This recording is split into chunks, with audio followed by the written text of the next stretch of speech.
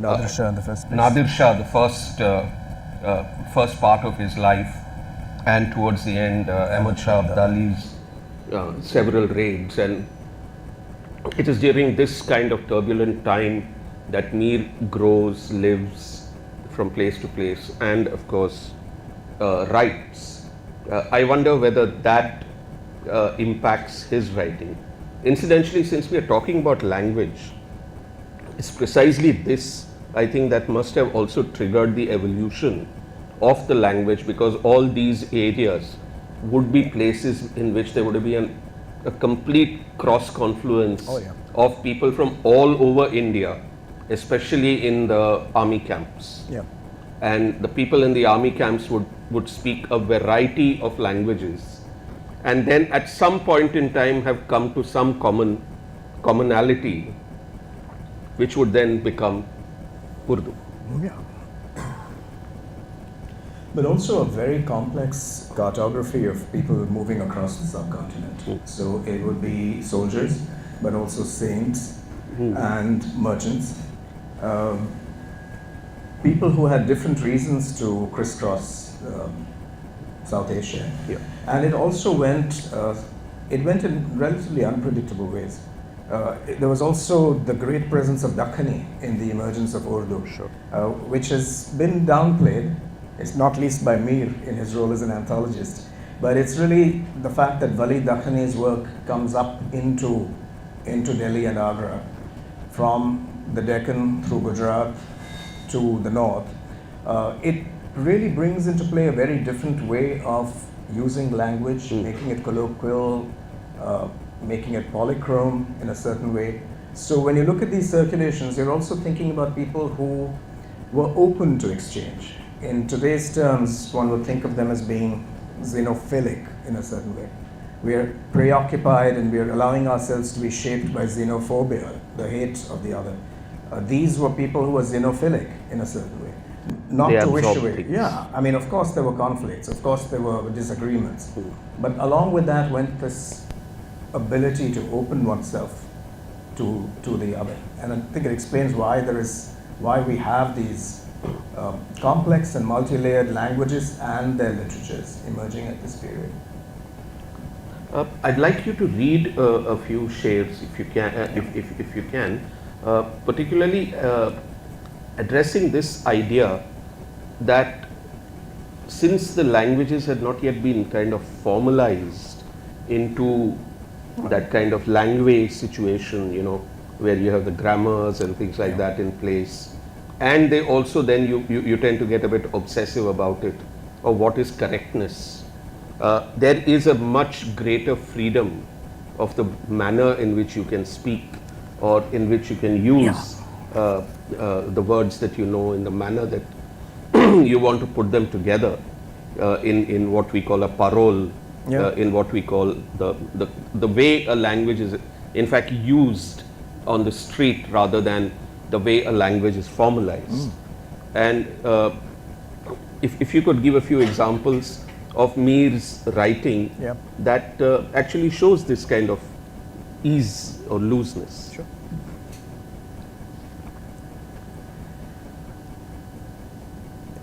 Let me also just frame this by saying that there were multiple processes of linguistic experimentation at work. Now you think about Mir, this is a man who's experimenting with various linguistic registers, but his maternal step-uncle, with whom he actually spends a few years as a teenager, is Khani Arzu, Sirajuddin Khani Arzu, who is a philologist, who is working at that point on a comparative study of Persian and Sanskrit.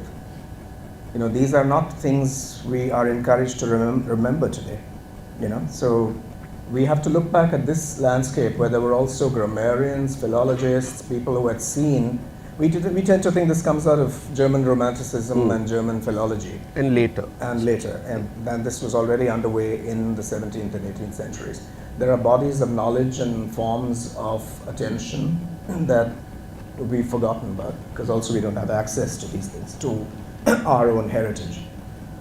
So let me read the first share in the book. Remember, these are 150 ashar of something like 13,585 ashar that Mir wrote. His collected works go into 6 volumes.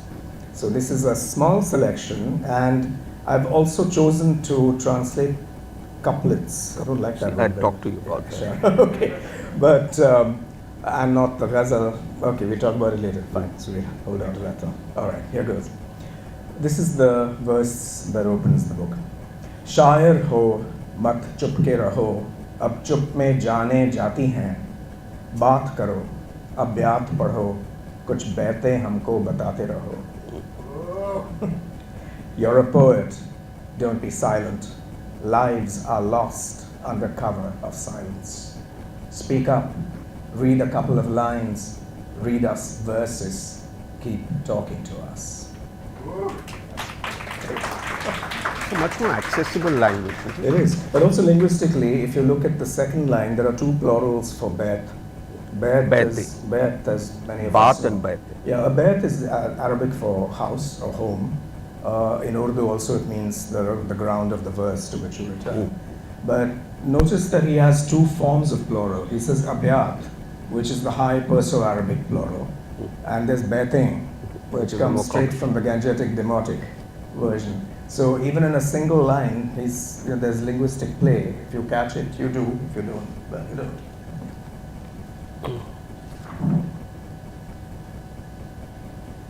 Some more? Please, 2, 3. But also there's a in this reading of me, what I was at pains to do was to cut against the grain of the standard interpretation, which is that he's a poet of love, of thwarted love, of melancholia, and so on and so forth, which is very reductive and really ignores what seems to me to be very clearly a political mir, someone who was alive to those circumstances that you mentioned earlier. I mean, when he's a teenager, Delhi is really destroyed by Nadir Shah. Nadir Shah recedes, and then for about 20 years through the poet's life, you have 8 raids by Ahmad Shah of Delhi. There are Rohilla uprisings. For 3 months, the emperor is taken prisoner. Variously, the Mughals are at the mercy of the Marathas, the Rohillas, the Jats, the Rajputs. So, and then the East India Company on the horizon. So, these poems are being written at a time of incredible turbulence when, as I've described him, he's really the poet of a shattered world. So what forms of collective being is he thinking about? How does he respond to this elegiac scenario? These are questions that come up too. And he traces his way to this through linguistic revelry in a strange way. So maybe I could read a couple of these and then we can. धूप में जलती हैं गुर्बत वतनों की लाशें, तेरे कूचे में मगर साया एक दीवार न था. धूप में जलती हैं गुर्बत वतनों की लाशें, तेरे कूचे में मगर साया एक दीवार न था. The sun burns up the corpses of those driven from their homeland. Your lane did not offer them even the shadow of a wall. This next one is full of incredible alliteration that one can't easily get across. कर खौफ कलक खस्त की जो सुर्ख हैं आंखें, जलते हैं तरो खुश्क भी मिस्कीन के गज़ब में. Fear those who huddle around fires, their eyes red, both wet and dry will burn in the rage of the oppressed.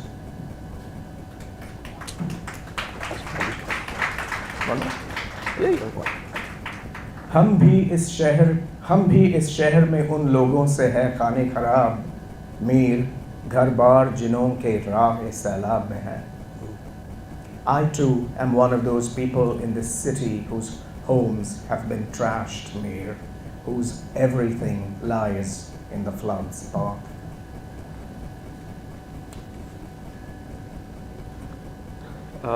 There's one thing you do talk about in your introduction, and that is this whole idea of not to look at Mir as a particularly melancholic poet, but you do talk about his times and the circumstances which are considerably less melancholic, and there's a lot of revelry and a lot of other kinds of comradeship, and he also ends up I think making a compilation of Absolutely. risque jokes and things like that. Totally. I wonder if you can talk about that and why are they not in this book? Because they're in Naeem Saab's book. That's another story. We're also thinking, as we were talking about how this is a moment when language itself is being created, Yeah. it's also a moment when different kinds of genres are being developed, really. So, alongside this great divan in Urdu, Mir also wrote a number of works in Farsi, in Persian, which is, of course, the manner, because all of these people we're thinking about were multilingual. So, one of these is the Zikr-e-Mir, which is usually described as an autobiography, but if you look at its structure, there are three parts. The first is it's a homage to his father, who he presents as a Sufi, and the second part is fragmentary memoirs of the attacks on Delhi and what happened, and the third is that collection of off-color jokes and anecdotes, which for years were suppressed in the Urdu canon until very recently when Urdu Ghar has published them, which is quite a revolutionary moment. But they do appear in the Murthy Classical Library's edition of Zikr-e-Mir translated by C.M. Naim. So there's that. But also, we're thinking of somebody who participates in the emergence of a whole new genre in this time of turbulence. It's called Sheher Ashob, the lament for the city. That genre begins originally as a form of writing in Persian, which is a celebration of the marvels of the city. As an architect, you'll warm to that.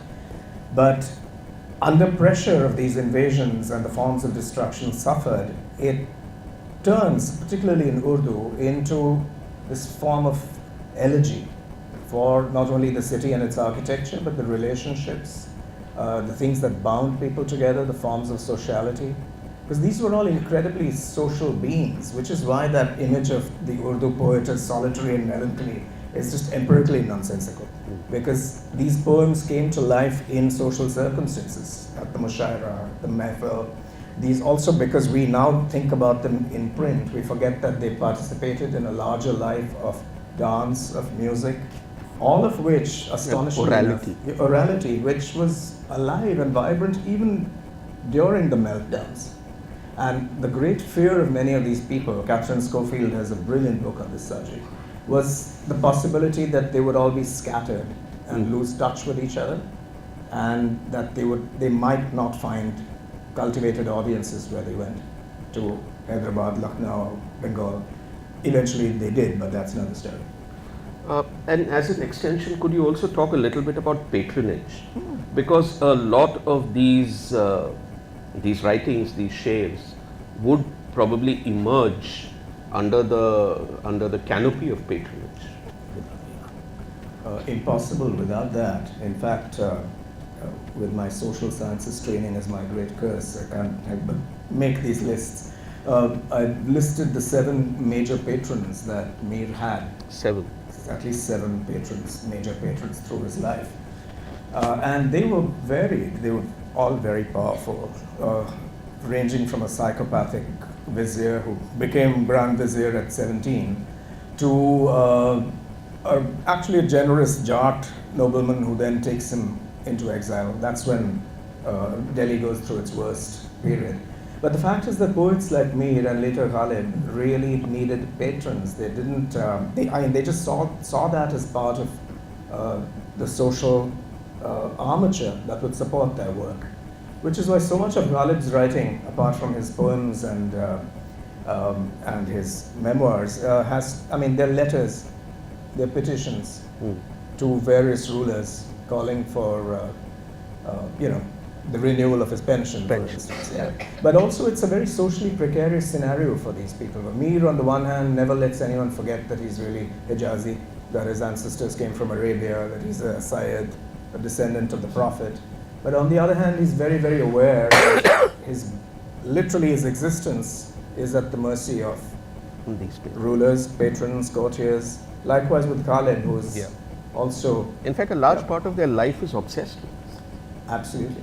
Which is also why I think we need to return these poets to their material basis in a certain way. I think it offers us a much better sense of where the poetry is coming from and what it addresses. Because I think the tendency in the commentatorial tradition has been to isolate the poetry as being purely a matter of form and convention, what Francis Pritchett and Farooqi sometimes describe as the ghazal universe. Yeah. So in the book I talk about how there's a doubling or a twinning you see in many of the verses where they are part of the formal ghazal universe, but they're also what I've thought of as the ghurbat universe, the world of exile, trauma, and suffering.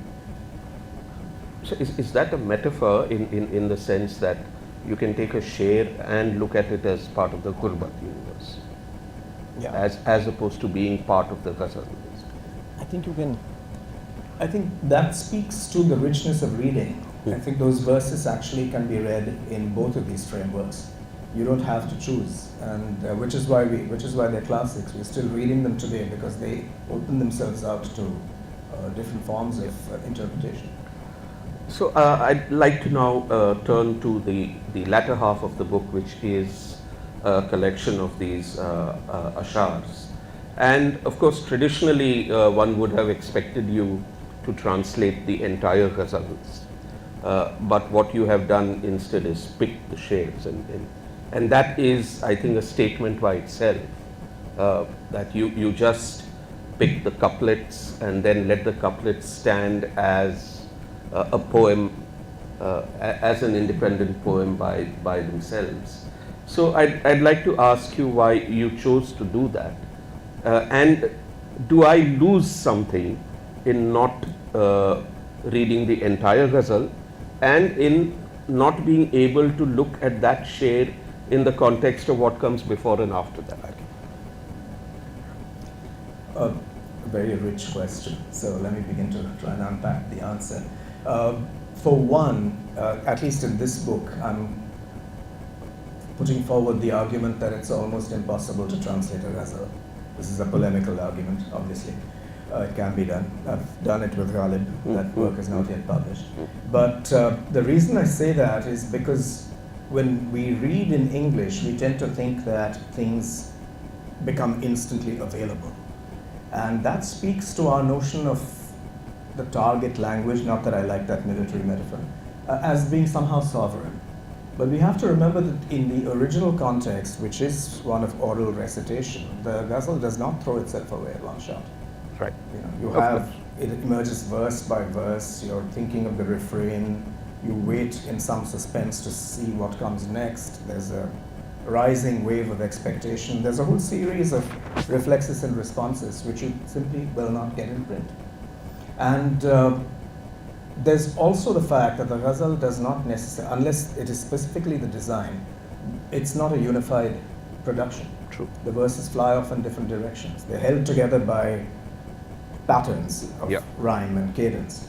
But if you lose that, then to my mind, the ghazal becomes a centrifuge.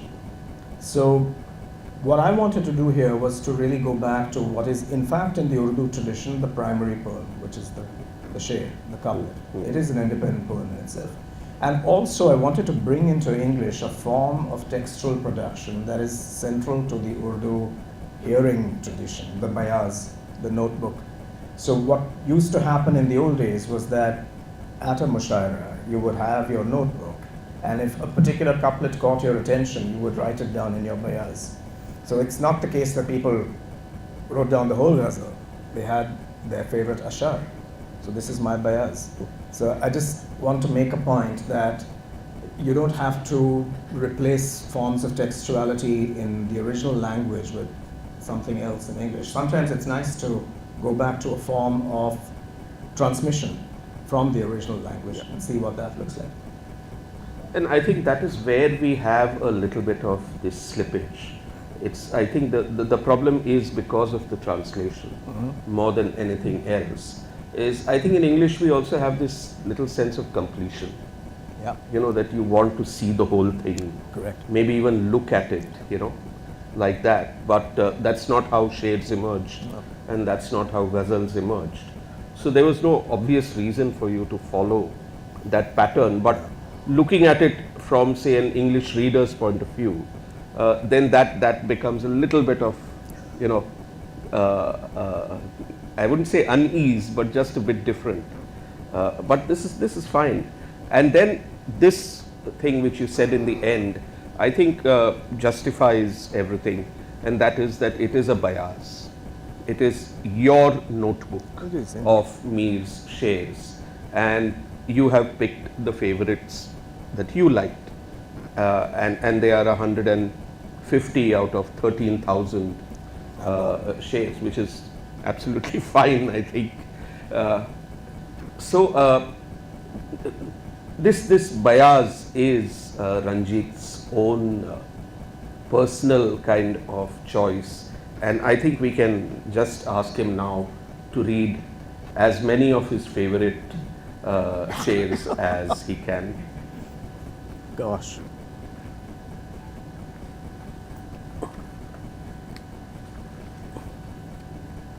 How are you doing on time? I don't know. Keep good. We can keep this. Oh my God. Okay, I'll get to that. 75 and 85. 75.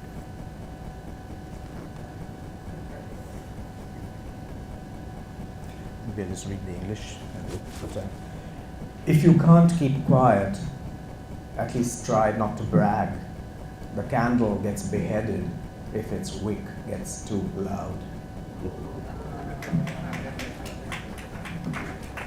85.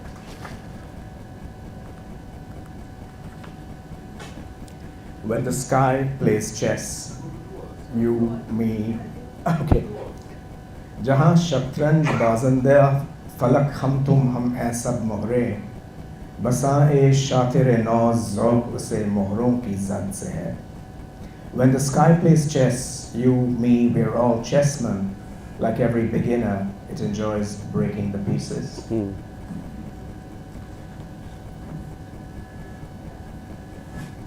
क्या मैं भी परेशानी एक खातिर से करी था, आंखें तो कहीं थी, दिले गमदीदा कहीं था. Was that even me, the sum of my scattered anxieties? The eyes pointed one way, the heart grief-gazed another. That's one, actually, you could just comment briefly on that. The usual understanding in translation is that your so-called target language is static and sovereign, and you're bringing things in from the source language.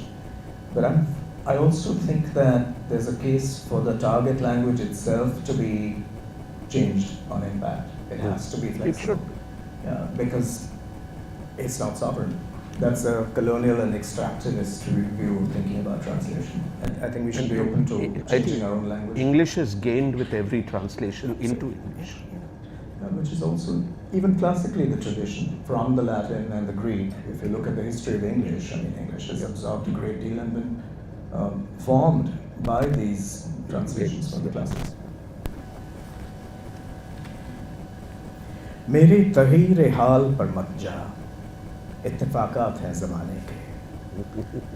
Don't go by how things have panned out for me. Stuff happens.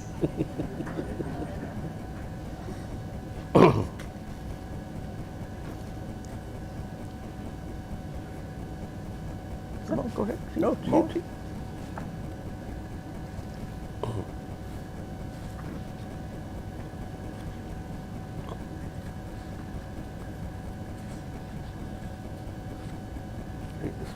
Beautiful one. Which one is that? After my death?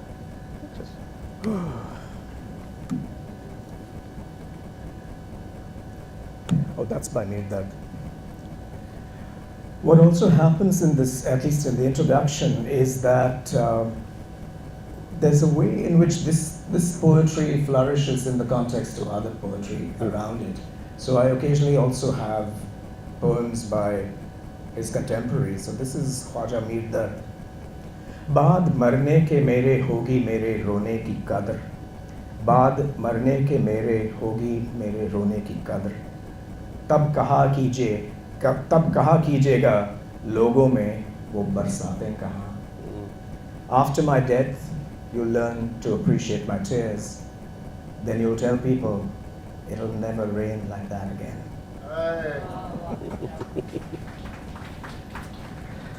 How are we for time?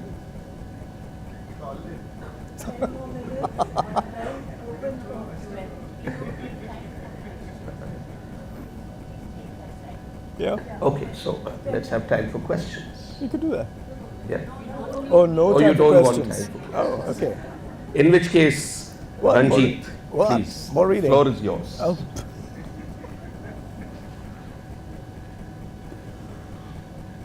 There's a couple of things that I thought one could talk about, because sometimes you're asked these questions about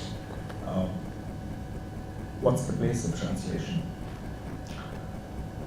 I think I've had occasion to think about that over many, many years. So I think this might be the point to also think back, as many of us, as you yourself, translate prodigiously. There's Jerry who's right here. There's a number of both Shanta G, I'm going to say.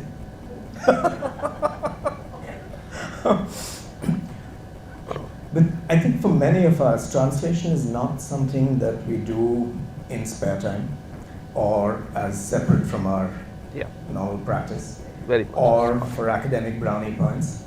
But it is something that is integral to our own work as writers and also as citizens. And I think, continuing our conversation from yesterday, Citizen Charles, the architect is citizen.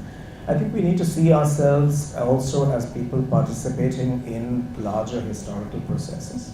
So to me, translation has always been a political commitment.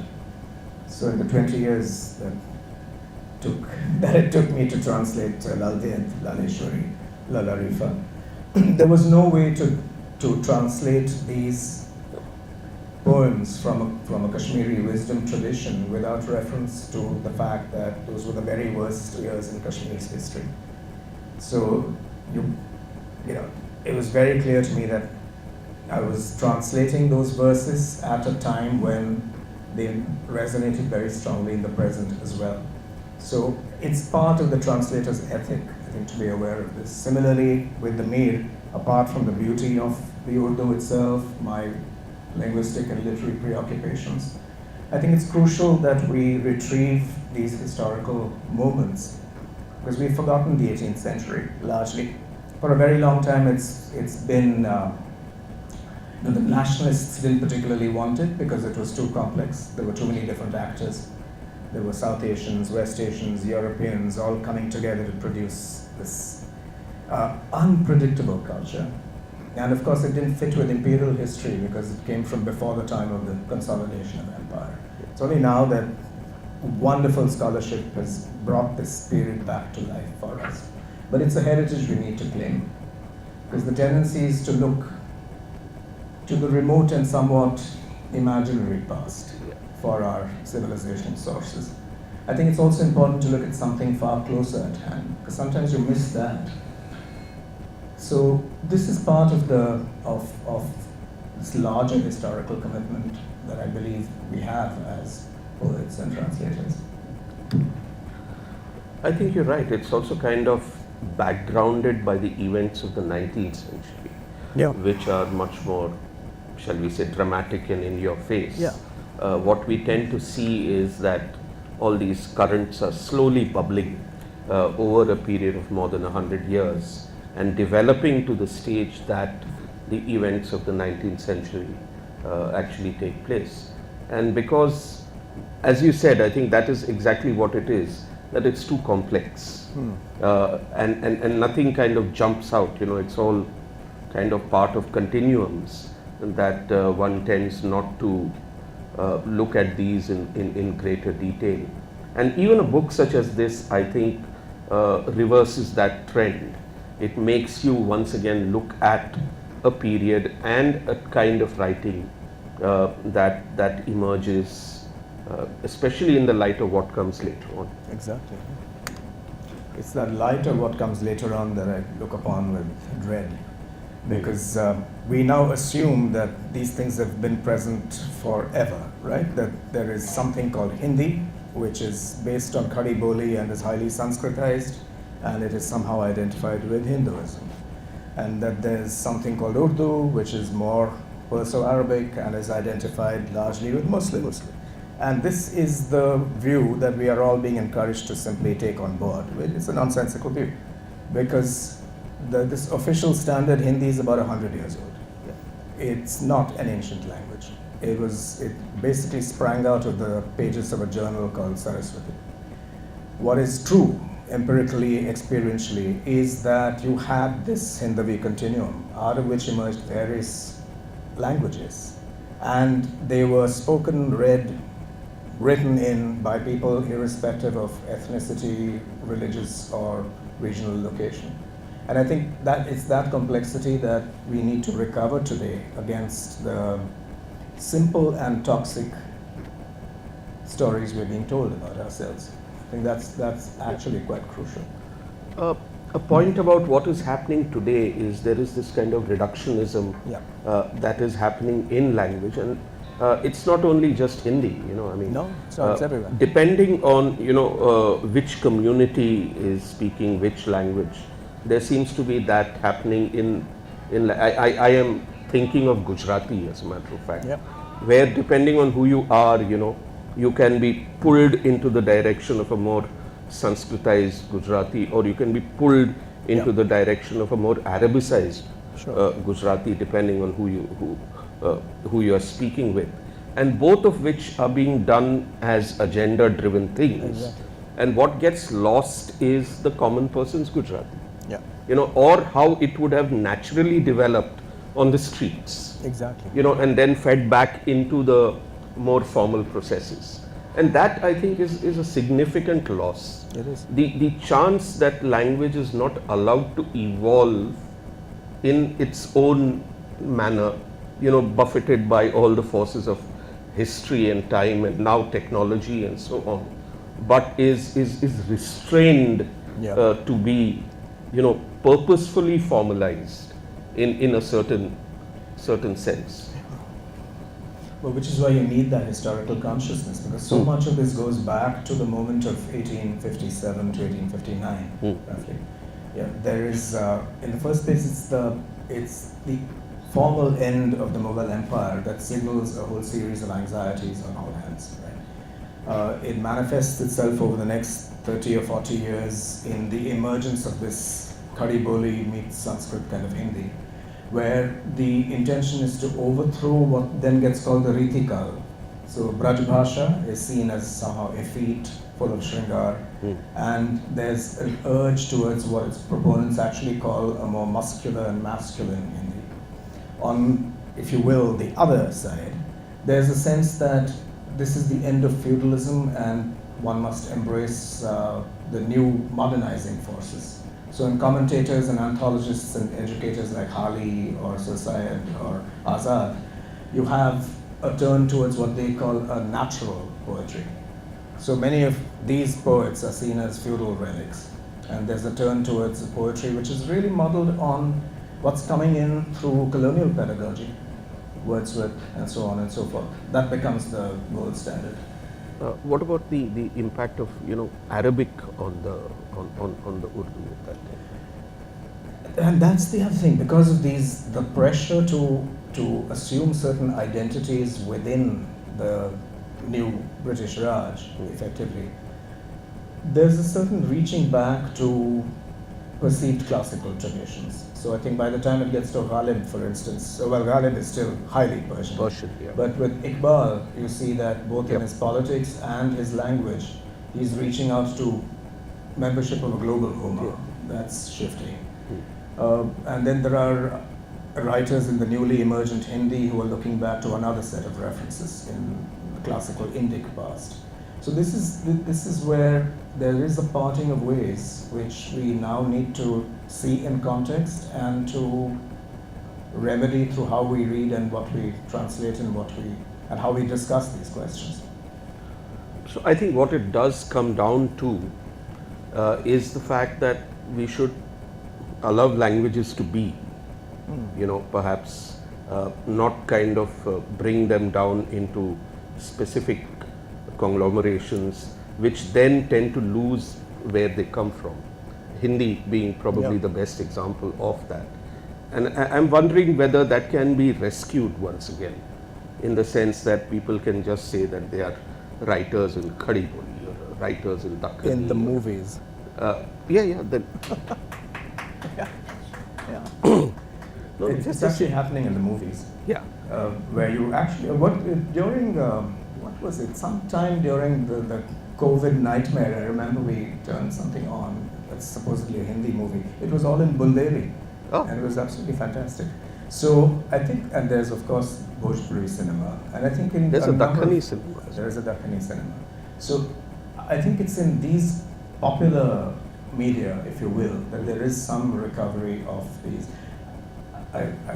This is not to speak to whatever ideological pressures come with that kind of turn, but certainly the languages I think are coming back into the public sphere. I need to read some more. Okay, another of my pet peeves, of course, is that there is no such thing as a dialect. Open it to questions after this. Okay. Just a comment. The government patronage will not let language. Exactly. That's the problem. Give me the mic. But nothing else. Yeah. But let's pick up on that. I'll read two more and then let's open it up to. चश्मे दिल खोल उस भी आलम पर यहाँ की औकात ख्वाब किसी है. Open the heart's eye to that other world, and this one would be written off as a dream.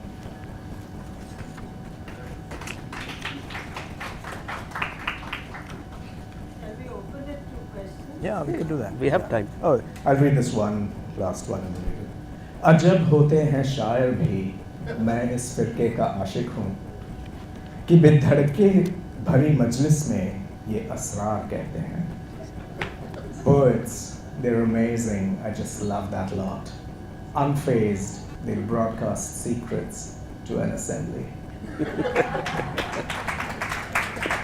And I cannot think of a better moment than to, and we have a little time to open this to the audience, and we have a question here and here.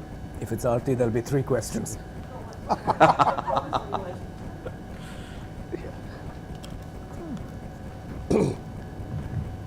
First, thanks a lot for giving the timeline, because normally when we reach poetry, we don't take the climate, political or otherwise, into consideration, which is great, especially for a novice like me. Secondly, when you said a word like stuff happens, what's the original word for stuff in I mean, I can't imagine anything like stuff in Urdu. Of course not. He says, ittifaqat hai zamane. Okay. And second question, sorry. Did you purposely pick the poems, I mean the ones that you did the first half, keeping in mind the political climate right now? Obviously. Okay. Sorry. I mean, we have to be responsive to the times we're present in. Yeah. So, yeah. That's Which is why also Mir is so alive to us today. I mean, his experiences are our experiences. The world, and what I've called the affective community that he took for granted, couldn't be taken for granted anymore. He was turned into a refugee in his own country. There was this tremendous sense of being under pressure, being a migrant, being the poet of a shattered world. I think this is the scenario. And this is why his voice resonates so strongly for us today. I just had a simple question. Do you think instead of a literal translation, a gist would have been better?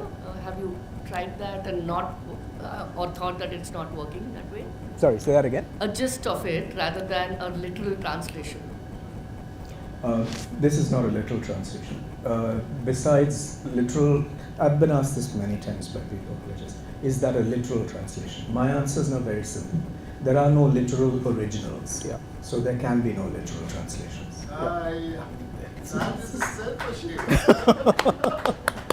And no, there's, if you mean a paraphrase, in the first place, I don't think anyone can offer a gist of poetry. This is what has murdered the education of literature here as elsewhere. The idea that you can offer some essence. Poetry is in the doing. Yeah? So gists and paraphrases of poetry are profoundly useless. I can add to that in a small way, and that is, as translators, one of our endeavors is that it should stand alone in English. So literally doing anything is a bad idea, because in the end it should stand in the language in which you are translating. Okay, and if you have read some of the best translations in the world, they look as if they are in English in the first place. You know, so like that.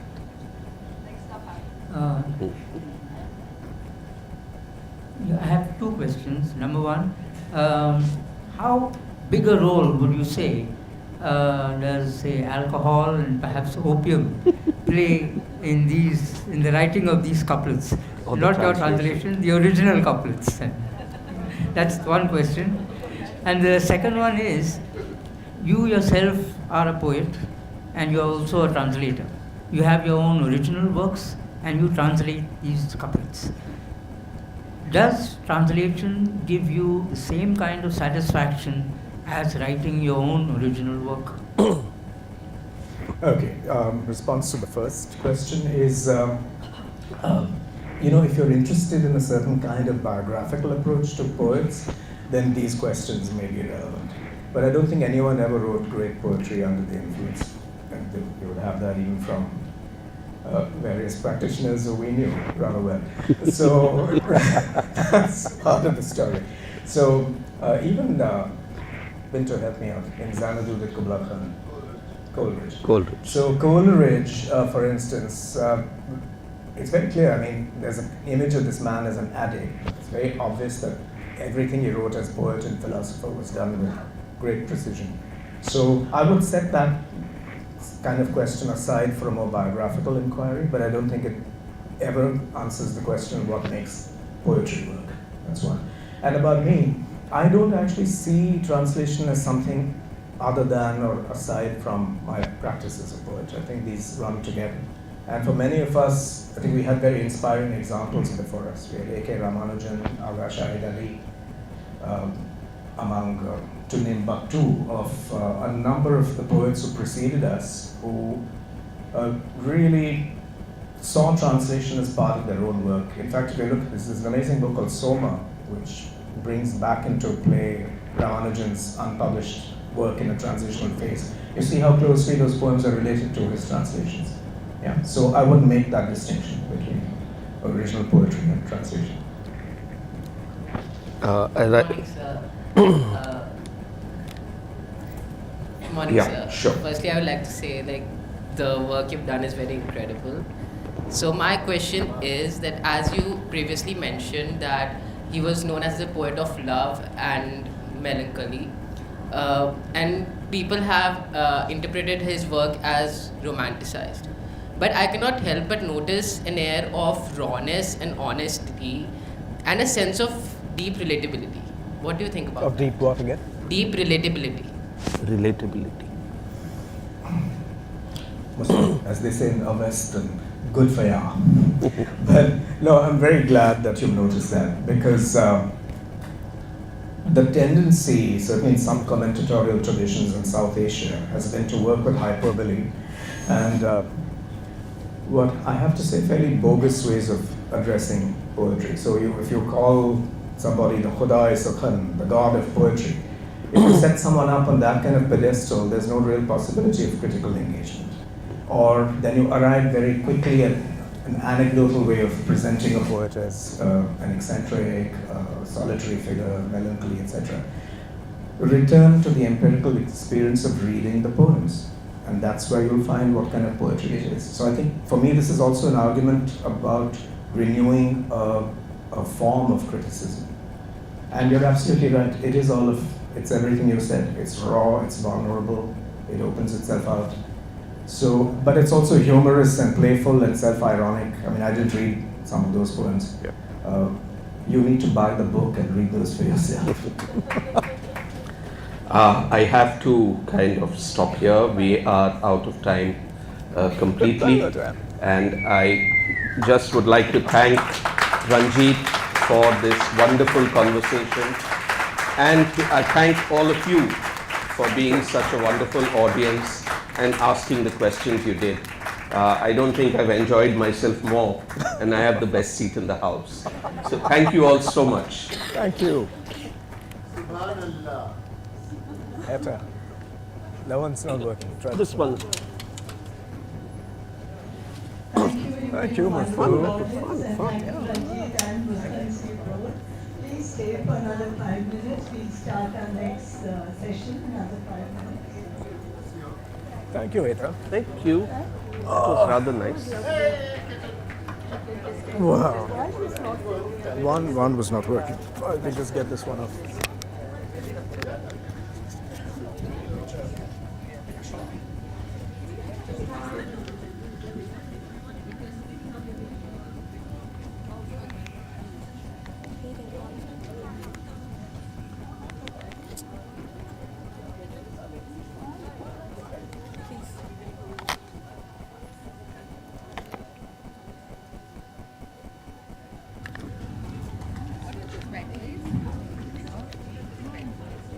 Mics. What 6 mics? Huh? Yeah. Yeah, you can go to that room, yes. To catch all the sounds. Where is the person who was her? The girl with the mic, where is she? She left the mic on, no.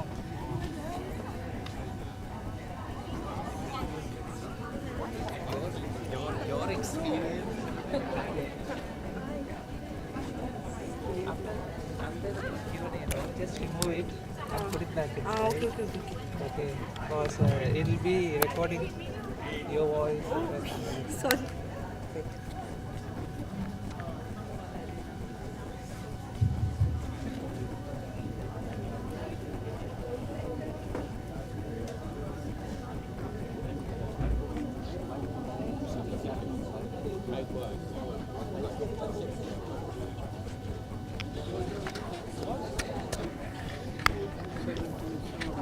Getting different every time. You changed for a very long time. That's why. Because my shaper broke. but complete curve. Or you trimmed it I don't do properly? anything. It's just I have to go. I've been traveling for this whole month. I saw the post. I got jealous. I put it in the cart. I have a lot of posts. So I have not booked an appointment with the guy to cut my hair.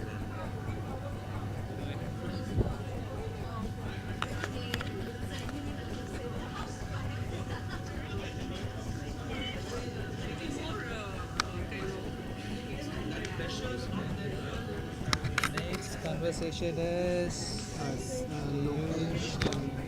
troops. Oh, okay. Give me a minute. I'm going to test the audio. Yes. Okay.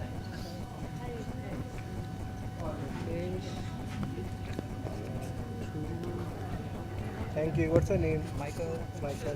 This is for my streaming, live stream. Yes, okay, I understand. Yeah. And who is Oh, you're doing a live stream? Yeah. Okay. It will be recorded also. It will be recorded also. Actually, you can all of us. Let me send you Oui, c'est ça. Ouais. Troupe, c'est un nickname, tu sais, c'est un surnom. Quand j'étais petit, je signais comme ça. Je continuais.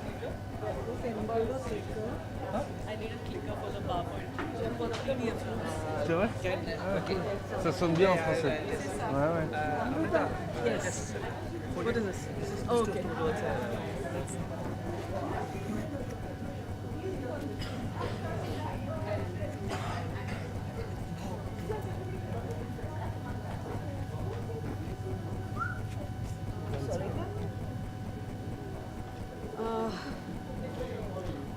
Is that screen that is going to come here? You just do this, then it will come. Okay. I did. This camera thing, if you just do. Yeah. Later, anytime. Yeah. I mean, not with the amount of things. project. Where is one? I have the books here. You can Yes, yes. Yeah, please. Should we hold it? Yeah, just take them so that. Yeah. Cool. Thank you. Where do you want to stand? I need to make sure there's a screen. I think it is there. Amrita, I think they will project On the that wall. side. On the side, yeah. I Where's that see. side? I see. Okay. Okay. You can take the mic and you've got